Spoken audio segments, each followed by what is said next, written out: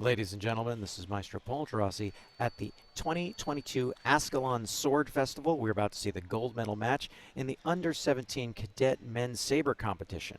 On the left is Matthew Teng, and on the right is Nicholas Wang. And in the booth with me is my learned colleague, Dr. Joseph Streb, several-time national champion and multiple-time world team member, and I believe even once a world champion. Is that correct, Dr. Streb? Well, actually 2 times, but that was a team event. That was team gold. My best international result was silver, individual silver.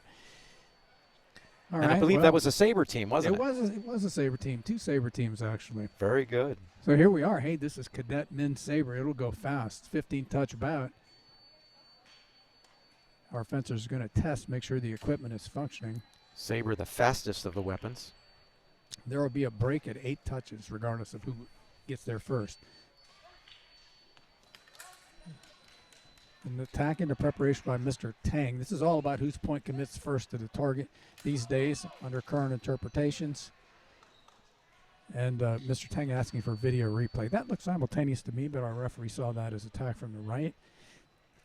But on replay, you can see that Mr. Wang actually did commit first with his point. His point committed to the target first.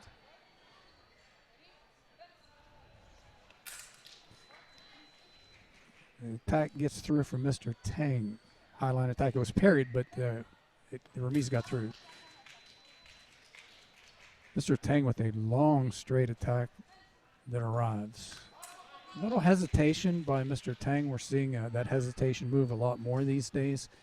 And then launches from it. Gets the long. There's a parry riposte. Short. Mr. Teng comes forward a little quickly there and then attacks into preparation. Mr. Wang wants to test on that. His equipment is functioning. So Mr. Teng with a 4-touch lead. No lead is safe in Saber, but a 4-touch lead is significant. What do you think, Paul? We have seen that adage prove true today. No lead is safe in Saber, and we've seen huge leads erased and super comebacks, so you never know. This time, Mr. Wang commits first. He starts off with very short little footwork and then commits. Now he goes back, but he gets hit on a remise. He's trying to use a short footwork game so he can control what goes on. And this time it works again with that little preparation footwork off the line, and then the quick point attack.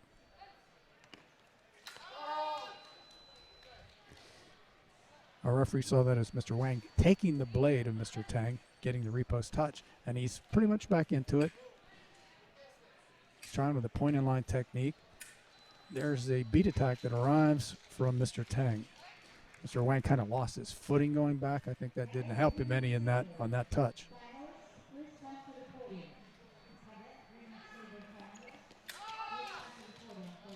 Mr. Wang tried the short footwork, then he tried to attack into preparation, but it looked to me like he hit the bell on that, so that would be a riposte for the right.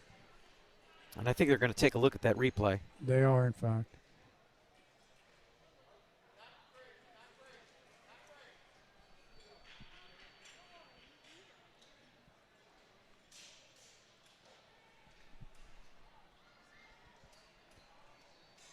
Mr.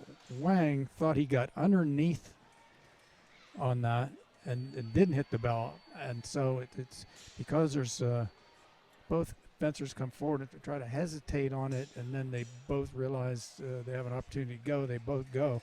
It's hard to tell on that from me. I can see what the referees are looking at, and our fencing official says yes. She believes it was hard to determine, so she's saying simultaneous, no touch. Mr. Teng ahead on the action. Again, Mr. Wang asking for a video replay. This is a very similar action. They both come forward and hesitate a little bit, then they both go. And again, our fencing official sees that as simultaneous. No, she doesn't. She doesn't. She sees that as attack from the left. That was her original call, and that's how she's staying with that. Well, that brings us to 8 points, and that'll bring us to a minute break. It looks like to me that Matthew Teng has a significant reach advantage, and his attack seems to be very long and much more confident in the longer range. Yes, and what we're seeing, because the point attack is so much favored now because it seems to the referee who's looking at it from the side like when the point goes out that's the person who has the right of way and started first. We're seeing that fencers with a big reach advantage, oftentimes it looks to the referee like they're ahead. Maybe they're not ahead, quite as much as it seems like from the side. Well, we saw two really close calls that way, went Teng's way. Of course, one got reversed to a simultaneous. The other one went in Teng's favor, even though it was still pretty close. Yes. The way that Saber's refereed has changed a lot over the years. When I first started fencing Saber, if everything else being equal, if one fencer did a cut to the head and the other one did a point attack, that the touch would go to the fencer that cut to the head under the theory that was more of a Saber action. Now it's just the reverse. Yeah. All right. Well, how can Nicholas Wang bring this back? Doing what he just did there, and he's got to do a little longer footwork, get out first, and there he did it again. The counterattack looked like it hurt, but that's part of the sport. He was short this time. This time, Mr. Teng waited on the line. He knew it was coming out. Yeah, he was ready for that one. Can't do the same thing twice in a row. No. And he did it 3 times in a row there. He did it 3 times in a row. And now Teng's on the march. Attack arrives from the left. Yep. Mr. Wang put a point out, tried to slow him down, but he withdrew it too soon for it to have effect. Ends up getting hit. Now this time, Mr. Wang with a little hesitation, distance parry that works out. Let's see if now he goes forward, and he does. Very long. Got off the line there with a big step and landed it under the arm. That was nice. To me, that looks simultaneous. That's how our referee sees it. Mr. Wang changing up. Instead of the big step and the long point attack, he hesitated there, but both hesitated. There's a parry or post by Mr. Teng. Low line parry. Oh.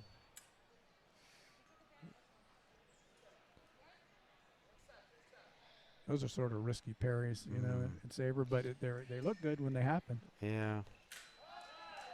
There's Mr. Teng being short with the attack because Mr. Wang waited and made him short. Wang now has an opportunity to come forward with a composed attack. He really was a little impatient there. He should have pushed him further before he finished.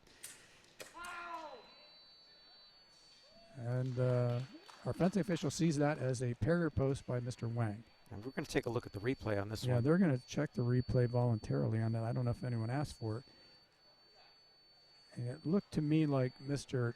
Wang's pickup was low, but if it was low in the blade, that would actually be a riposte for the left. But and that's what she's going to call. Fencing official does reverse it, sees it that way. So. All right.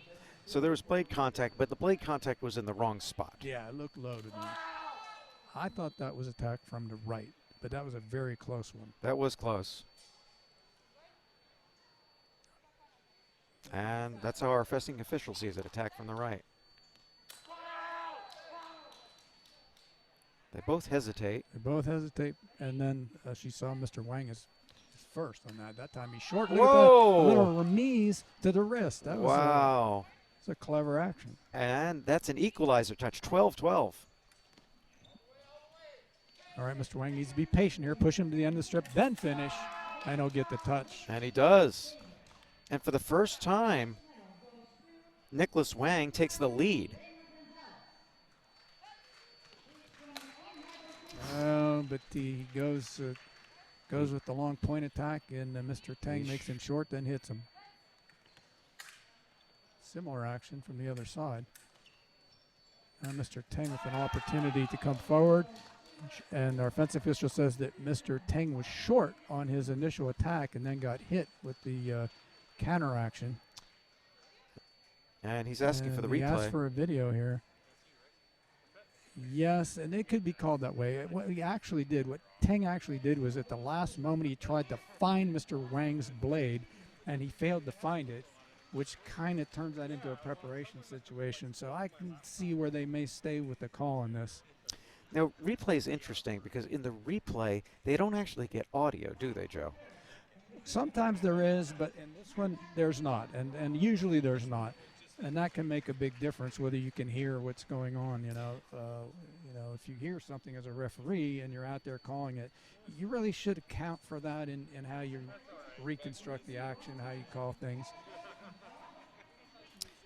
This it is gives confidence to the fencers that they know, yes, okay, the referee heard the blade contact and is at least interpreting it in a particular way, as opposed to, they didn't even know it happened. here's the call.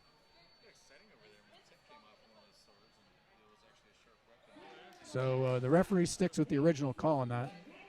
And I can't say that's wrong. A huge long attack. Was that one action? Let's see.